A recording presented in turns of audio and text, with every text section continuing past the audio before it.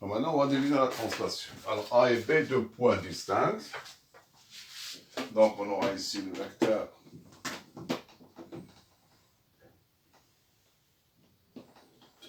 On a ici un vecteur AB. D'accord? On a ici un point D. D'accord? Alors, si je trace un vecteur DC égal au vecteur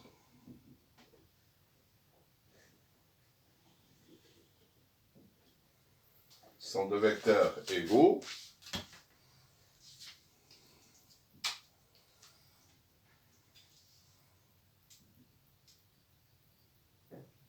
Si je prends la même distance, c'est... D'accord? Alors là... Alors, on dit que C est l'image de D par la translation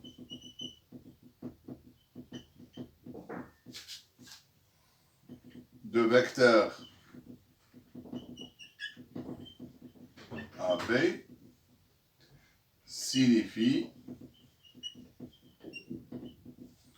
que A, B, C, D, c'est-à-dire le quadrilatère A, B, C, D, va être un parallélogramme, est un parallélogramme.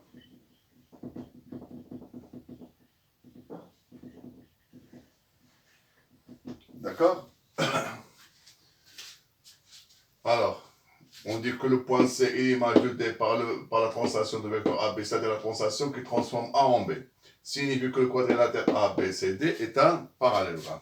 D'accord? Et on écrit le vecteur DC égal au vecteur AB. D'accord? Alors, d'après cette écriture, on dit que C est l'image de D par la translation de vecteur AB. D'accord? Par exemple, ici, l'image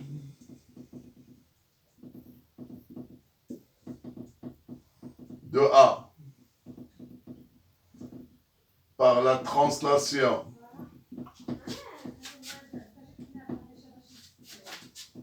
de vecteur AB et B, c'est le point B. D'accord? Ici, dans le parallélogramme, on peut déduire d'autres vecteurs égaux. D'accord? Par exemple, on peut dire ici, puisque AB c'était un parallélogramme, on aura le vecteur AD égale aussi le vecteur BC. Le vecteur CB égale au vecteur DA. Le vecteur CD égale au vecteur BA. D'accord? Donc voilà, qu'est-ce que ça veut dire? Une translation. Donc par définition,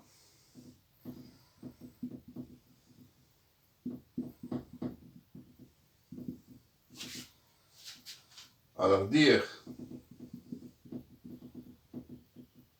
que M' est l'image d'un point M par une translation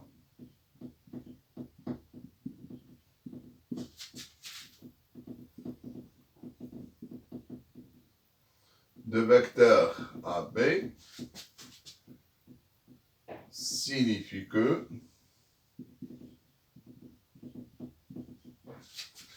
le vecteur formé par ces deux points, le point M et son image, le point M et son image forment un vecteur qu'on appelle le vecteur M'. Donc ce vecteur M' est égal au vecteur AB. Donc il faut que ça, M' égale à AB.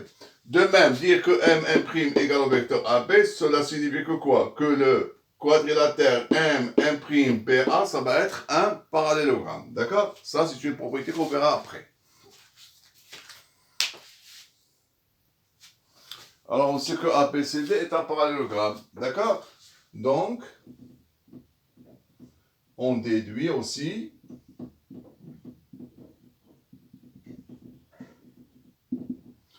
que le vecteur AD est égal au vecteur BC.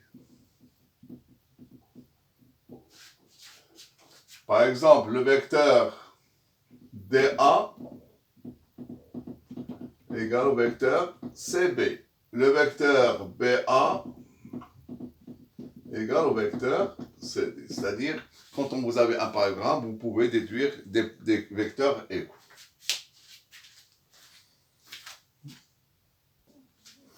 Alors là, on va parler de la somme de deux vecteurs. D'accord? Alors ici, on a le point A, le point B et le point C. D'accord? Alors, on a le vecteur AB. Vous avez ici le vecteur AB.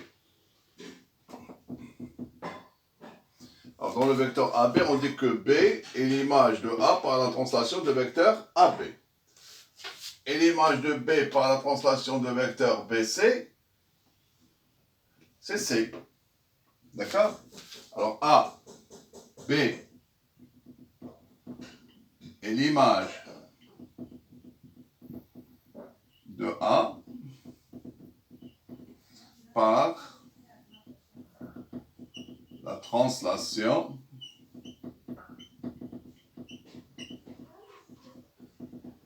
de vecteur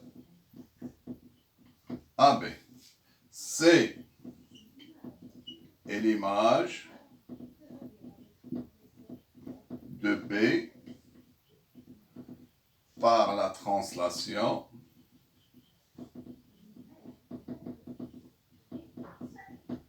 de vecteur BC. D'accord? Alors ici, on a composé deux translations. D'accord? Alors, l'image de A, c'est B. Et l'image de B, c'est C. Ici, l'image de A, c'est B par la translation de vecteur AB. Et l'image de B, c'est C par la translation de vecteur BC. Alors là, on peut dire que l'image de A, directement, c'est C, par la somme de ces deux vecteurs, AB plus BC, et qui va être quoi? Donc, c'est le vecteur AC. D'accord? Donc là, qu'est-ce qu'on peut dire du point C? C est l'image de A par la translation de vecteur AC. Donc ici, vous avez le vecteur AC. Ici, c'est le vecteur AB. Ici, c'est le vecteur BC. D'accord? Alors, on dit que C est l'image de A par la translation de vecteur AC ou bien par la translation du vecteur AB plus BC. Donc, ça, c'est le vecteur AC. Donc, on écrit quoi? Que AC, c'est-à-dire le vecteur AB, plus le vecteur BC, ça va nous donner le vecteur AC. D'accord? Alors ici, on peut additionner deux vecteurs et ils vont nous donner un seul vecteur. Donc la somme de deux vecteurs est aussi un vecteur. Ici, regardez le poids. Le poids par quoi on a, c'est-à-dire l'extrémité du vecteur AB, c'est l'origine du vecteur BC. Donc ici, si on supprime le B avec le B, qu'est-ce qu'il reste? Il reste le vecteur AC. Donc cette égalité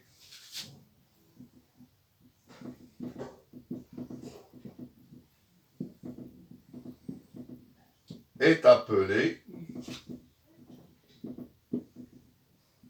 la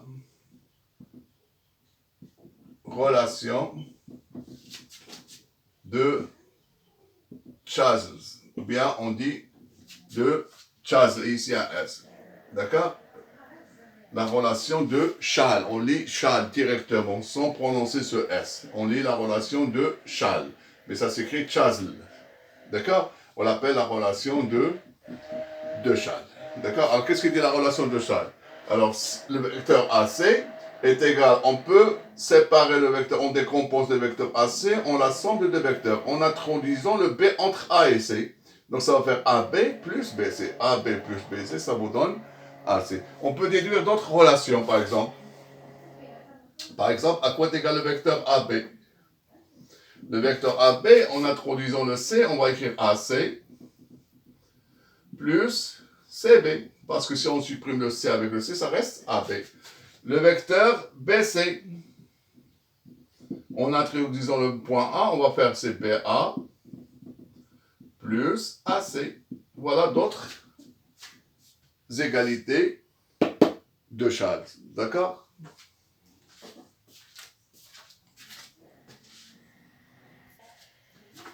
Alors tout à l'heure, on avait parlé du vecteur nul. D'accord? Le vecteur nul.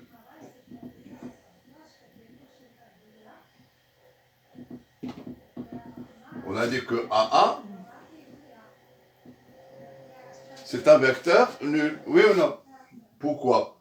Égal au vecteur nul. D'accord? On peut faire par exemple le vecteur A. Par exemple, on peut faire une autre démonstration. Donc le vecteur nul, AA égale au vecteur nul. BB égale aussi le vecteur nul. D'accord? Par exemple, si on fait AB plus le vecteur nul, égal à quoi? AB plus le vecteur AB plus le vecteur nul est égal à quoi? On peut faire ici, c'est AB. Ici, le vecteur nul, c'est BB. Oui ou non? Et AB plus BB, d'après la relation de Chasles, si on enlève les deux B qui se suivent, qu'est-ce qu'il reste? Il reste toujours AB. D'accord? Donc le vecteur AB plus le vecteur nul est égal toujours le vecteur AB. Donc le vecteur nul, c'est comme si on dit un nombre, un élément neutre.